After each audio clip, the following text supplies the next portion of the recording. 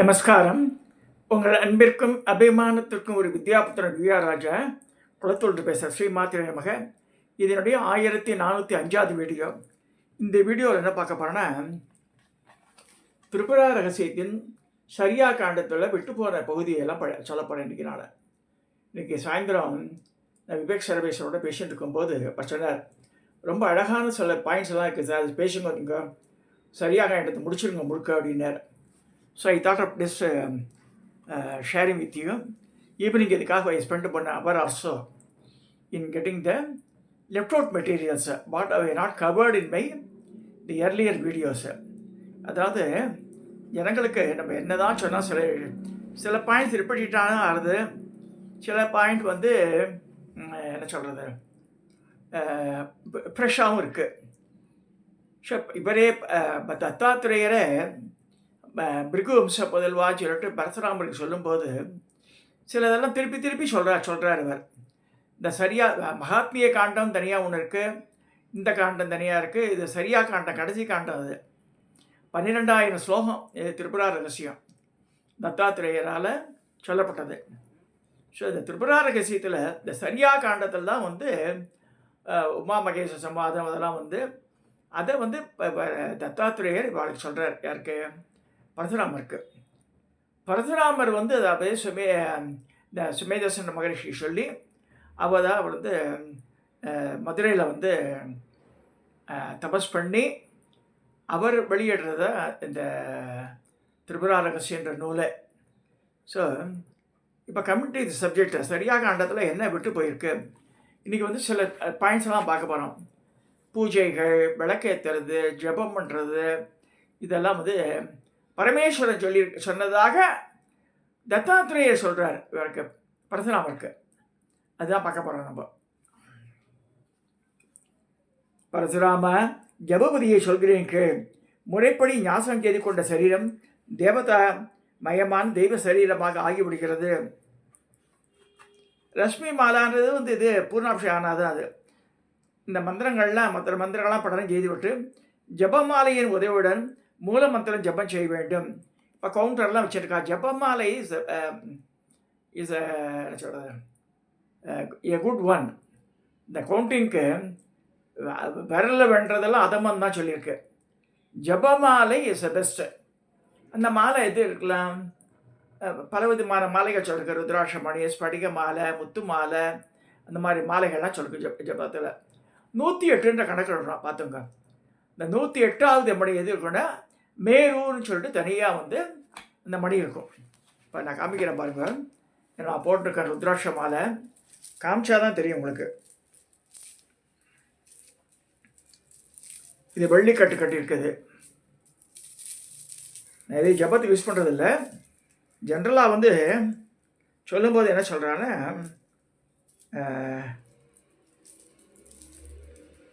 Anything எல்லா மாலையிலையுமே வந்து இந்த மேருன்னு ஒன்று இருக்கும். இந்த பாருங்கள், இது பேர் மேரு. இந்த டாப்பில் இருக்கு இல்லையா, இந்த மேரு. இப்போ இப்படியே 7 முகமாக வந்து ஜபிச்சுட்டே போனோம். ஓ நம சிவாய், ஓ நம சிவாய், ஓ நம சிவாய், ஓ நம சிவாய், ஓ நம சிவாய். இந்த ஒவ்வொரு மணிக்கு நடுவில் முடிச்சிருக்கணுன்றார். இந்த மணிகளுக்கு நடுவில் முடிச்சுருந்தா கேப் இருக்கும். ஸோ என்றதுக்கு வசதியாக்குன்றார். இந்த முடிச்சு இந்த எண்ணிக்கையெல்லாம் முடிஞ்சு கடைசியில் அப்படி வருவோம் இல்லையா, கடைசியில் வரும்போது இது வந்துடுவோம். இந்த வரும்போது மேருவை தாண்டக்கூடாது. திருப்பி ரிவர்ஸ் பண்ணிக்கணும் மாலையை, திருப்பி அப்படி எண்ணணும். இப்படி இறங்கு போல இப்படி இறங்கக்கூடாது, ஏறணும். கை வந்து ஏறணும் சொல்லிருக்கு. ஸோ இந்த மாதிரி சொல்கிறார் யார்? பரசுராம தத்தாத்திரேயர் பரசுராமுக்கு சொல்கிறார், நான் மணிகளில் பண்ணணும்னு. மூல மந்திரத்தை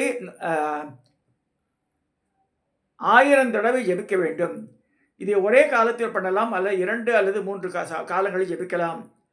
300 தடவையோ 100 தடவையோ இவ்வளோ முடிக்குமா ஜெபிக்கலாம். இந்த ஜபம் வந்து ஒரு 100, 300, 1000 டிபெண்ட்ஸ் அப்பான் த. இப்போ எல்லாம் நிறைய மந்திரங்கள் எடுத்தால் அப்படி பண்ண முடியுமா? முடியாது. So sick patient what you can do. So அவன் படுத்துன்னு கூட பண்ணலாம், தப்பு இல்லைன்றார் அவர். ஸோ படுத்துன்னு பண்ணலாம், உட்காந்துன்னு பண்ணலாம், எப்படியான பண்ணலாம் ஜபத்தைன்றார். ஆபத் காலத்திலே நோய்பாய்ப்பட்ட போதும், முக்கியமாக முடிக்க வேண்டிய காரியங்கள் இருக்கும்போதும் எவ்வளோ முடியுமே அவ்வளோ ஜெபம் பண்ணலாம். அதனால் தோஷம் வராது. ஆபத் காலத்தில் குறிப்பிட்ட அளவு ஜெபம் பண்ண முடியாது போனால் கர்மலோப தோஷம் ஏற்படாது. ஆனால் ஜபத்தை விடக்கூடாது, சிரத்தையுடன் பண்ண. சில பேர் கேட்குறா ஃபோன் பண்ணி, நான் 10,000 பண்ணிட்டேன்ப்பா, 1,00,000 பண்ணிட்டேன், நிறுத்திடலாமா? எக்காரணத்தை கூட ஜபத்தை நிறுத்தக்கூடாது. நான் திரும்ப திரும்ப திரும்ப அதான் சொல்கிறேன். எந்த மந்திரம் எடுத்தோம் அதான் நிறைய மந்திரத்தை சேர்த்துக்காதுன்றது. நம்மளால் we cannot follow that. So அதனால் ஒரு லிமிட்டடான மந்திரங்கள், குறைஞ்சபட்சம் பேரஸ்ட் மினிமம் 108 வச்சுக்கோங்க. நான் 27 சொல்லியிருக்கேன், ஏன்னா நிறைய மந்திரங்கள் எடுத்துன்றா. ஸோ காலை வேளையில் இந்த மாதிரி வச்சுட்டேன். சரி, நம்ம சாயந்தரம் வேளையில் மறுப்போம், ஜாஸ்தி பண்ணலாம் டைம் இருக்கும்போது. ஸோ ஜபத்தை விடாது, சிரத்தையுடன் பண்ண வேண்டும். மிகவும் சிரமமான காலத்தில் 150 தடவை ஜெபிக்கலாம், அல்லது பாதியை மும்முறை ஜெபிக்கலாம். சுத்தனாகவோ அசுத்தனாகவோ நின்று கொண்டோ, நடந்து கொண்டோ, படுத்துக்கொண்டோ, அமர்ந்து கொண்டோ, மனதுக்குள்ளேயோ உறக்கவோ ஜெபிக்கலாம். பக்தியுடன் பண்ண ஜபத்துக்கு பலன் இல்லாமல் போகாது. இது யார் சொல்கிறார்? தத்தாத்திரேயர் சொல்கிறார். மேல் சொன்ன ஆபத்து காலத்திலும் ஜபத்தை கைவிடாது செய்ய வேண்டும். தொடர்ந்து பண்ணி வருவதால் மனதில் பதிந்து ஜபாதி காரியங்கள் அனிச்சையாக நடக்கும். ஆபத்காலங்களிலும் இடைஞ்சல்கள் இருப்பினும் எவ்வளோ முடியுமோ அவ்வளோ ஜபம் பண்ண வேண்டும். இல்லாவிட்டால் ஜபம் பண்ண சக்தி கொஞ்சம் கொஞ்சமாக குறையுன்றார், குறைஞ்சிவிடும். நாசியர்களுக்கு ஏற்பட்ட நிலை அமைகிறது. எனவே சாங்கோ பாங்கமாக ஜபத்தை எப்போதுமே நல்ல முறையில் பண்ணுங்கன்றார். அதே மாதிரி ருஷ்யாதி ஞாசங்களை பண்ணி ஜபத்தையை தியானிக்க முடியுமோ அது நல்லது தான். இருக்கிற காலகட்டத்தில் அதெல்லாம் அங்கே ஞாசம் அங்கே ஞாசம்லாம் பண்ணியிருந்தானே ஒரு ஜபத்தான் பண்ண முடியும். ஜபமாலையின் உதவியுடன் கிரமப்படி ஜபம் பண்ண வேண்டும். ஜப எண்ணிக்கை வர்ணமயி மாலை அக்ஷரங்களாயே எண்ணிக்கை வைத்துக் கொள்வது. அதாவது 51 அக்ஷரங்கள் அந்த மாதிரி கழிச்சுக்கலாம். அதை உபயோகித்து உத்தமம். மணிகளான மாலையை வைத்துக் கொள்வது மத்தியமம். விரல்களால் எண்ணுவது அதமம். வர்ணமயி மாலையால் கணக்கிட ஒன்றுடன் கூடிய அகாரத்தில் ஆரம்பித்து வரிசையாக உச்சரித்து கொண்டு வந்து ஒன்றுடன் கூடிய லகாரம் வரை கணக்கு வைத்துக்கொண்டு மறுபடியும் எதிர் திசையில் முதல் அக்ஷரம் வரை பண்ண வேண்டும். அது இந்த அகாராந்த ஷகாராந்த சொல்கிறோம் இல்லையா, 51 எழுத்துக்கள், அது அந்த மாதிரி பண்ணுறது. அது வர்ணமாலா கிரமத்தால் கணக்கிட சிறந்த வழி. அது அனந்தமயமான புண்ணியம் தரும். அந்த கிரமத்தில் ஜபம் செய்ய வேண்டும். அது முடியாது போனால் ரத்தினங்கள், ஸ்படிகம், ருத்ராட்சம், புத்திர ஜீவகம், தாமரை மணி, சங்கு, யானை தந்தம், புண்ணிய விருஷம் போன்றவர்களால் செய்யப்பட்ட மணிமாலைகளை ஸ்வர்ணம், வெள்ளி, தாமிரம், பஞ்சு நூல், மர உரி, தர்பை, பட்டு நூல் அல்லது 4 இழை கொண்ட பருத்தி நூல் இவை ஒன்றாக பண்ணப்பட்ட கயிற்றில் ஆச்சாரி போன்று விஷயம் தெரிஞ்சவர்கள் மூலம் கட்டி வைத்துக்கொள்ள வேண்டும். மணிகள் எல்லாம் சேர்ந்து கட்டிய மாலை இதோ ஷீராய் பாம்பை போல் இருக்கலாம். மத்தியில் ஏதாவது ஒரு வஸ்து வைத்துக் கொள்ளலாம்.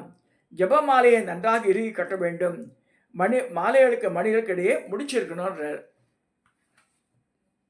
சரியான முனைகள் முடிச்சிடப்பட்ட ஜபமாலையை வைத்துக்கொண்டு கர்மப்படி எண்ணிக்கை வைத்துக்கொண்டு ஜபம் செய்ய வேண்டும். அதுக்காக தான் மெயினாக இந்த மேரு வச்சிருக்கா. பிருகு வம்ச ராஜனே இப்படியும் செய்யலாம். பர்வமாலா கிரமத்திலும் எண்ணிக்கை வைத்துக் கொள்ளலாம். அதாவது அனாமிக்கை விரலை நடுரேகையில் ஆரம்பித்து எப்படி இது அனாமிக்கா இங்கேருந்து ஆரம்பித்து பண்ணுறது. பட் இது அதமன் தான் சொல்லியிருக்கு. இவ்வாறாக மேய்ச்சனபடி விரல்களை வைத்துக்கொண்டு ஜப எண்ணிக்கை கணக்கு வைத்துக் கொள்ளலாம்.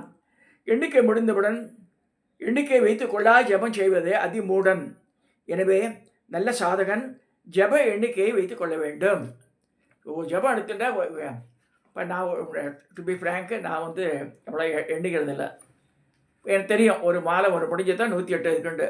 இப்போ அதெல்லாம் எழுதி வச்சுக்கிறது இல்லை. ஏன்னா புரட்சரணம் அது மாதிரி பண்ண இருந்ததை 1 லட்சம் பண்ணால் அதில் 10% ஹோமம், அதில் பக்கத்து 10% பிராமண போஜனம், இதெல்லாம் இந்த கண்டிஷன்லாம் வேறு இருக்குது. ஸ்நானம், சந்தியாவந்தனம், பூஜை, பாராயணம் ஆகியவற்றை உபாசனையில் அடங்கும். இவற்றில் ஜபமே முக்கியம், வேறு எதுவும் அதை விட முக்கியம் கிடையாது அப்படின்றார். தேகத்துக்கு பிராணம் எவ்வளோ முக்கியமோ ஜப சாதகருக்கு அவ்வளோ முக்கியம். சாதகன் எப்போதும் ஒருமுகமாக ஜபம் செய்தல் வேண்டும். இடற்ற காலங்களில் ஜபம் செய்ய வேண்டும். மனதுக்கு ஜபம் பண்ணுவது மிகவும் சிரேஷ்டம். பகிர்முகமாக செய்யாது இருத்தலை சிறந்தது என்று சாஸ்திரங்கள் கூறுகின்றன. அந்தர்முக உபாசனையே ஞான உபாசனை.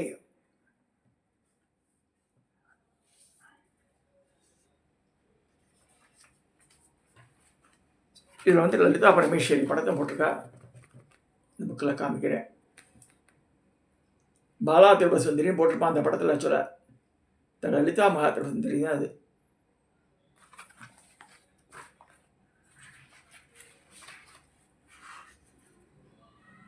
இப்போ பூஜா விதியை நான் விசாரமாக சொல்கிறேன். பரசுராம கவனமாக கேள். பூஜாவில் திரிபுராம்பிகை திருப்தி அடைகிறாள்.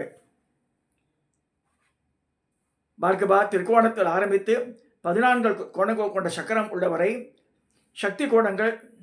பரசுராம, இந்த 5 தவிர மற்ற சக்கரங்கள் சிவகோணங்கள். 5 + 4 மெர்ஜர் தான் 43 ட்ரையாங்கிள்ஸு.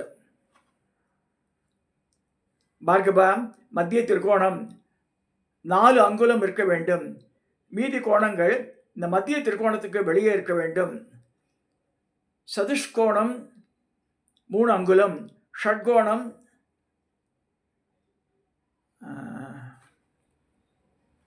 6 அங்குலம், தசகோண சக்கரங்கள் 2 முறையே 11 அங்குலம் அண்டு 12 அங்குலம். இந்த சக்கரங்களுக்கு வெளியே உள்ள சதுர்தச சக்கரம் 12 அங்குலம், அஷ்டதள சக்கரம் 16 அங்குலம், ஷோடசல சக்கரம் 18 அங்குலம்.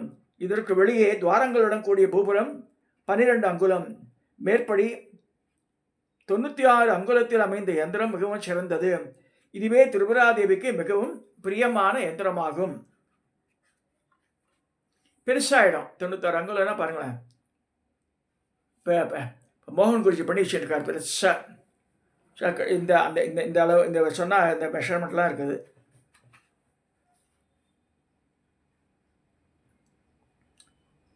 எங்கும் சமமாய்ப்பட்டு உலகெங்கும் திருத்தி கொடுத்து அனைத்து ஜீவங்களுக்கும் இருள், குளிர், நோய் இவற்றால் அகற்றும் சூரிய கிரணங்கள் போன்று திரிபுராம்பிகையின் பரிவார தேவதைகள் விளங்குகின்றன. ஜனங்களின் இச்சைகளை பூர்த்தி செய்வதற்காக அம்பிகை இந்த தேவதைகளை நியமித்திருக்கிறார். அம்பிகையின் அங்கமாக உள்ள தேவர்களால் எப்போதும் முறைப்படி பூஜிக்க வேண்டும். அம்பிகையிலிருந்து முதல் பிறந்த கிரணங்கள் இந்த தேவதைகள். திருக்கோணத்தின் மத்தியில் வீட்டிற்கு அம்பிகையே யார்? மகா திரிபுரசுந்தரி. ஆனால் பக்தியிடம் பூஜிக்க வேண்டும். காமேஸ்வரி சித்ராவரை சிதிக்கிரம வரிசையில் 15 நித்யா தேவிகள் உள்ளனர். இவர் மூல வித்யைக்கு சமம். ஒரு பக்கத்திற்கு 5 நித்யா தேவிகள் சென்ற முக்கோணத்தில் இருக்காவா.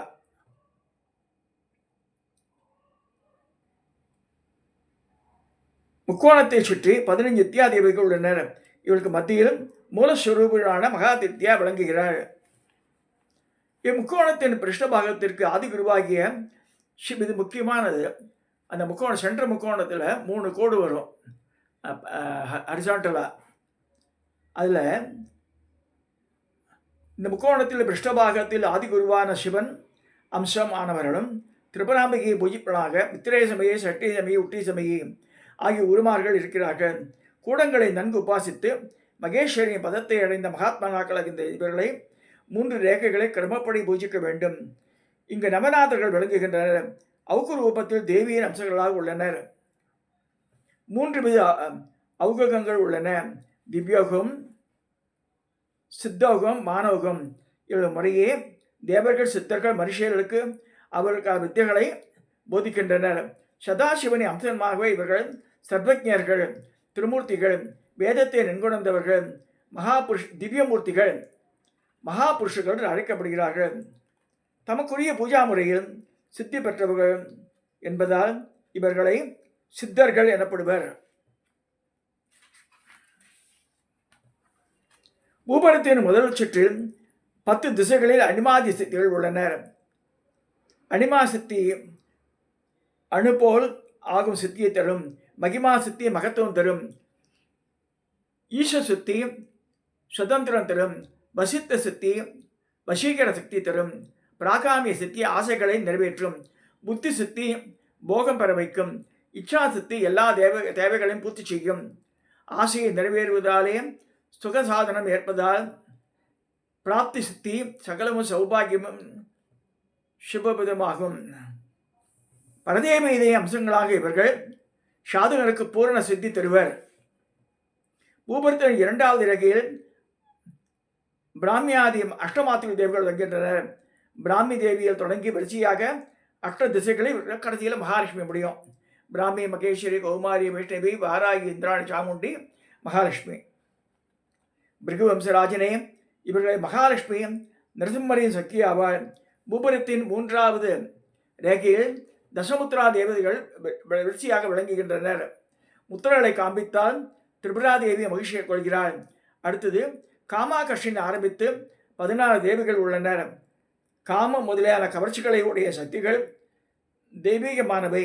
மனோகரமான அனங்கா குசுமாதி சக்திகள் அஷ்டதளத்தில் விளங்குகின்றனர். பரசுராம தத்துவம் பெயருக்கேற்ற ஆசைகளை அவர்கள்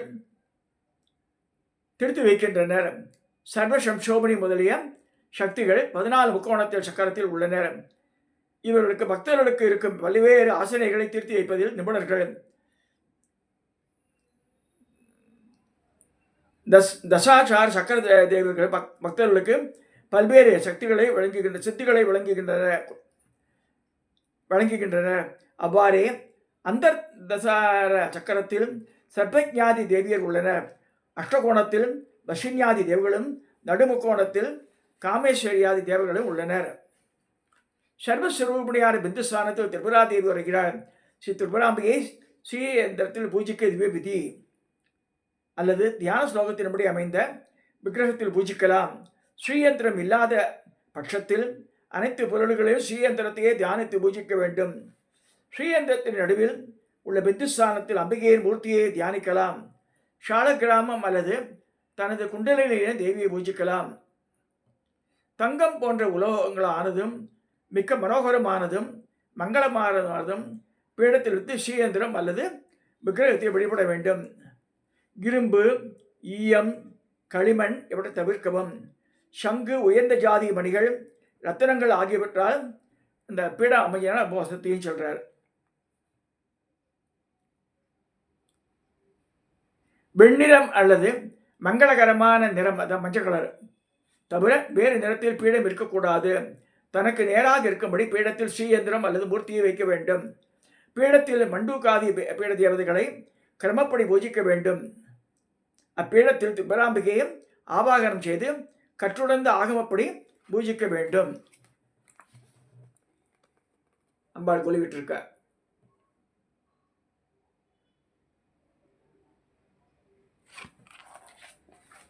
இதுல முக்கியமான ஒரு கருத்து இருக்கு. அதாவது சாமியையோ எந்திரத்தையோ இந்த பிராண பிரதிஷ்டா பண்ணணுமா வேண்டாமா அப்படின்னு ஒன்று இருக்கு. இந்த விசேஷார்க்கியம் அதெல்லாம் போடல. நான் இந்த பிராண பிரதிஷ்டை பண்ணாமல் செய்யப்படும் பூஜை ஜீவன்றது ஒரு இடத்தில் நிலையாது இல்லாது நகர்த்து கொண்டிருக்கும் ஸ்ரீயந்திரம் அல்லது மூர்த்திக்கு பிராண பிரதிஷ்டை பண்ணக்கூடாது. வெளியூருக்கெல்லாம் அடுத்தும் போறாச்சு உங்க விக்கிரகத்தை, அதுக்கு பிராண பிரதிஷ்டை கூடாதுன்னு இருக்கு. ஆபாகனம் செய்திருப்பினும் ஸ்ரீதேவி எப்போதும் ஸ்ரீயந்திரத்தில் குடிக்கொண்டிருப்பாள். எப்பொழுதுமே ஸ்ரீயந்திரத்தில் ஸ்ரீதேவி குடிக்கொண்டிருப்பதால் பிராண பிரதிஷ்டையோ ஆபாகனமோ தேவையில்லை. சிரமாக இருந்தாலும் சரி, நகர்ந்து கொண்டிருந்தாலும் பிராண பிரதிஷ்டை செய்துவிட்டால் ஸ்ரீயந்திரம் ஸ்திரமாக கருதப்படும். எப்படி இருந்தாலும் பிராண பிரதிஷ்டா கிரமம் ஒன்றுதான். நித்திய பூஜையில் விசர்ஜனம் செய்தாலும் பிராண பிரதிஷ்டை ஆனதுதான். முறையாக ஆவாகனம் செய்தால் பிராணம் ஸ்திரமாய் பிரதிஷ்டை ஆகிவிடும். ஸ்திரமான பிராண பிரதிஷ்டை குறையற்ற பலன்கள் தரும். அப்படிப்பட்ட ஸ்ரீயந்திரத்தை உடையவர் அம்பிகையின் ஸ்ரீபுரத்தில் எத்தனை காலம் வேணாமலும் இருக்கலாம். நம்ம இந்த பரலோகம் சொல்கிறாரு, அது வந்து மேலே இருக்குது. இங்கே எல்லா பிரம்மாண்டங்களுக்கெல்லாம் அப்பால் இருக்குது. அங்கே போய் இருக்கலாம்.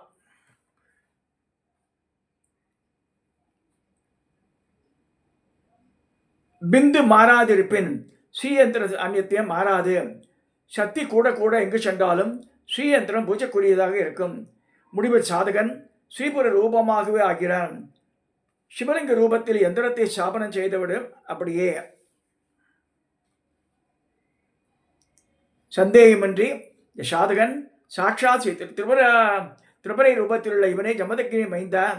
அவனை கண்ணுற்றதும் அத்தனை பாபங்களும் மறையும். அவனை பூஜிப்பது ஸ்ரீ திரிபுரையை பூஜிப்பதாகும். அவன் திருமூர்த்தி ரூபன், திருமூர்த்தி வடிவன், யாவரிலும் உயர்ந்தவன். சக்கரநாயகமான ஸ்ரீயந்திரம் சாட்சாத் திருமூர்த்தி ஸ்வரூபம். ஸ்ரீயந்திரம் சர்வ சமஷ்டியாகவும் பயஷ்டியாகவும் விளங்குகிறது. இந்த பூஜையின் பலன் மகத்தானது. முதலில் ஆகப்படி மகாதேவனை பூஜிக்க வேண்டும். அதன் பின் திரிபுராதேவியை பூஜிக்க வேண்டும். இல்லாவிடில் ஒவ்வொரு படிப்பிலும் திரிபுராதேவிக்கு துரோகம் என்னும் தோஷத்தை அடைவர். அதாவது ஈஸ்வரனுக்கு பண்ணிட்டு தான் அம்பாள்கிட்ட வரணும்.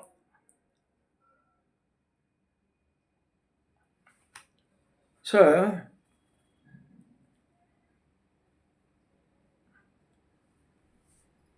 வேறு எந்த சந்தர்ப்பத்திலுமே எந்திரத்துக்கு பிராணபயிஷை செய்யாவிடில் விதான பிரகாரம் பூஜை செய்தாலும் பலன் கிட்டாது.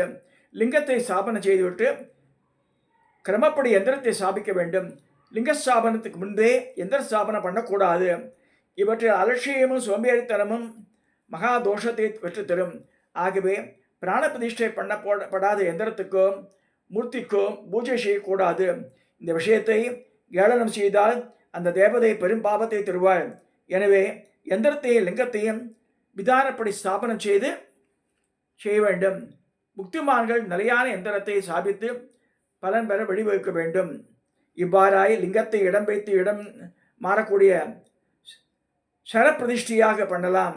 பரசுராம அதன் விதான பிரகாரம் எந்திரத்தை ஸ்திரமாக பிரதிஷ்டை செய்ய வேண்டும். சரப்பிரதிஷ்டையில் லிங்கத்துக்கு மட்டுமே விதிகள். லிங்கத்தை மட்டும் ஸ்தாபித்து பூஜா பலன் தராது. சரப்பிரதிஷ்டியாகோ ஸ்திர பிரதிஷ்டியாகோ பிரதிஷ்டியான தேவதையை ஆவாகனம் செய்ய வேண்டும். பரசுராம யதாசக்தி தேவிக்கு பூஜோபச்சாரம் பண்ண வேண்டும். தன் பிராணனான எந்திரத்தில் விக்கிரகத்தில் ஸ்தாபித்த பின் தேவிக்கு புஷ்பாஞ்சலி செய்ய வேண்டும். கைகளை கூப்பி வணங்கி புஷ்பார்ச்சதை சமர்ப்பிக்க வேண்டும். புஷ்பாஞ்சலியில் தேவி பிரீத்தி அடைகிறாள். நம என்று உரிய மந்திரத்தை சொல்லி ஆசனம் சமர்ப்பிக்க வேண்டும். முன்புறம் தங்கம் வெள்ளியாலும் உயர்ந்த ரக உலோகங்களான ஆசனம் தயாராக இருக்க வேண்டும். ஒவ்வொரு மந்திரத்துக்கு முன் சதுஸ்தாரம் அப்படின்னா ஓம் ஐம் கிரீம் 4ன்னு போட்டிருப்பான். அது சொல்லணுன்ற சக்தியின் மண்டலத்தில் 3 பீஜங்கள் பிரம்மசக்தியை உணர்த்தும். இம்மூன்று சமஷ்டியே பிரம்மத்தை குறிக்கும் பிரணவம்.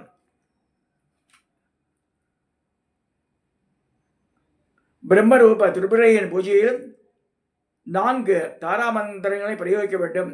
அதனால் அச்சம் தரும் பந்தம் நீங்கி மோட்சம் கிட்டும். ஸோ இந்த மாதிரிலாம் பண்ணாதான் எங்கே எப்படி பிராண பயிற்சியெல்லாம் தெரியல கேட்டானே. பாருங்க, தேவியின் முன்னாடி விளக்க வச்சுட்டு அதை வட்டக்குன்னு அணைச்சிடுவா. கடைசியில் அடைக்கக்கூடாதுன்ற அங்கேயே தள்ளி வச்சு தான் அணைக்கிறோம். அது நெய் தீபத்தை கூட பூஜை முடிச்சு சில பேர் அணைச்சிடுவா உடனடியாக. அம்பாளுக்கு எய்த்தா மாதிரி அணைச்சானா கோபம் வந்துடுமா அவளுக்கு. தேவியின் பாதங்களில் பாத்தியமும் கைகளில் அக்கியமும் தர வேண்டும். பச்சை கற்பூரம் உசிரி புல்லும் சேர்ந்த சுத்தமான ஜலமும் மதுபர்க்கமும் தேவியின் வலது கையில் சமர்ப்பிக்க வேண்டும். அதாவது உத்திரணியில் எடுத்து அம்பாளோட வலது கையில் அதை விடணும்னு சொல்கிறார். தயிர், தேன், பழங்கள், கற்கண்டு மாதிரி அந்த ஜலம் தர வேண்டும்.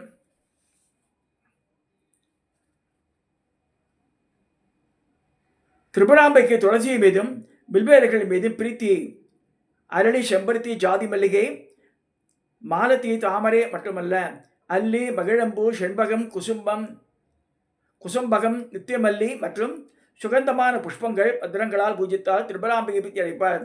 இதில் வந்து செம்பருத்தி பூவில் வந்து வாசனை இல்லைன்னா கூட அது ரொம்ப வசதியும் சொல்லப்பட்டிருக்கு. சந்தனம், அகடு, கற்பூரம், பச்சை கற்பூரம், குங்குமப்பூ, உசீரசம், கற்சாறு, குக்குழு மற்றும் சுகந்தமானது மனோகரமான பொருட்களை சமர்ப்பிக்க வேண்டும். இரும்பு, ஈயம் அல்ல களிமண்ணால் செய்யப்பட்ட துபக்காலி புத்திமான்கள் புகையாத கறி கொண்டு தும்பம் விடுவர். மேற்சொன்ன வஸ்துக்களை வைத்தேற்று தூபக்காலை கையில் எடுத்துக்கொண்டு தேவிக்கு ஒரு முறையோ அல்லது 2 முறையோ 3 முறையோ 4 முறையோ 5 முறையோ அதுக்கு அதிகமாகவும் தூபம் காட்டலாம். ஸ்ரீ தேவிக்கு முன் நெய் விளக்கை அவள் வலது பக்கத்தில் ஆரம்பித்து சிரஸ் இடது பாதம் என்னும் கிரமத்தில் சுற்றி 3 முறை மூல மந்திரத்தை சொல்லி காட்ட வேண்டும். தீபத்தை அணைக்க வேண்டுமானால் அம்பிகை தள்ளியே அணைக்க வேண்டும். தனக்கு முன்புறம் தீபம் அணைக்கப்பட்டால் உடனே அவள் சிலைந்து விடுவாள். அம்பிகளுக்கு முன்புறம் விதிப்படி மண்டலம் அது கோலம் போட்டுக்கணும். சுகந்தமான தூய குளிர்ந்த நீரை சமர்ப்பிக்க வேண்டும். அதாவது அந்த காலதேச பத்தமானு இருக்கு. அந்த குளிர் பிரதேசத்தில் வந்து குளிராகக்கூடாது, கொஞ்சம் ஹிதமான சூழலில் இருக்கணும். வெயில் இடத்துல வந்து கொஞ்சம் கூலாக இருக்கணும். அந்த மாதிரி தான் சமர்ப்பிக்கணும்னு சொல்லியிருக்கு. பானக்கெல்லாம் வச்சா கூட இப்போ வெயில் காலம் அதை தயிர் சாதம்லாம் வச்சா கூட நல்லா கூலாக அந்த புளிப்பெல்லாம் இல்லாத தயிரை அதில் மாதுளை முத்துக்கள்லாம் போட்டு திராட்சை பழங்கள்லாம் போட்டு அந்த மாதிரி தயிரை நமக்கணும். அதை வந்து கொஞ்சம் கூலாக்கணும். பானகம் அந்த மாதிரி கூலாக்கணும். அது குளிர் பிரதேசம் இருக்கும்போது கொஞ்சம் உஷ்ணமாக இருக்கணும். அந்த மாதிரிலாம் இருக்குது நிறைய விஷயங்கள். இதெல்லாம் சொல்லி பரசுராமருக்கு வேறு தத்தாத்திரேயை சொல்லதாக சரியாக கண்டத்தில் சொல்லியிருக்கு. அதெல்லாம் உங்களோட ஷேர் பண்ணியிருக்கேன். பூஜைகள் பண்ணும்போது முடிஞ்ச வரைக்கும் அதை ஃபாலோ பண்ணுங்க. ஜபத்தை மட்டும் விடாமல் பண்ணுங்க. இதை சொல்லி இந்த பதிவை நிறைவு செய்கிறேன். சப்ஸ்கிரைப் பண்ணுங்க, ஷேர் பண்ணுங்க, லைக் பண்ணுங்க.